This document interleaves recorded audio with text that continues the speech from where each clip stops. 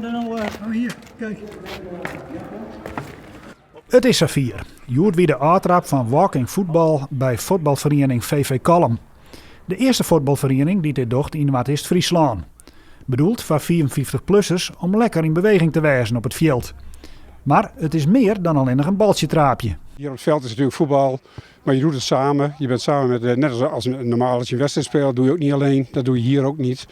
Je doet het wel voor jezelf, maar het kan niet zonder de mensen die erbij zijn. En de gezelligheid van, de kampioenmensen kennen elkaar heel lang, dus die nemen iedereen meteen op.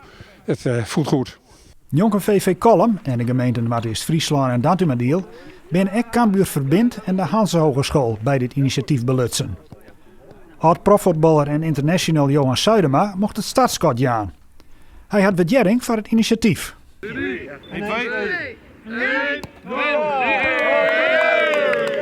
Het verbindt de mensen en dus wat dat betreft ze binnen in beweging en ja, het is een heel mooi initiatief.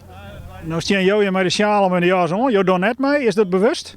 Ja, dat is bewust. Het voetbal is niks voor mij. Ik moet een paas doen en moet direct wat in beweging. En dat mij dus net. Het is voetbal, je moet stilstaan. Met 8 lokale voetballers en 15 gasten van het Ljouwert kan daar nog wel wat bij. Maar in Kalm binnen ze optimistisch over het vervolg. Er staan ook mensen langs de kant. Die hebben aangegeven dat ze wel belangstelling hadden, maar die willen eerst wel eens even kijken wat het is.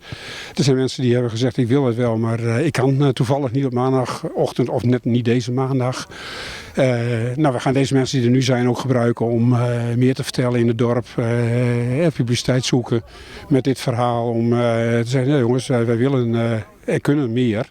Oké, doe je nu alles met je linkerbeen? Ja, met je linkerbeen. Heb je het idee van ik misschien nog iets ouder ben dan doe ik misschien toch mee?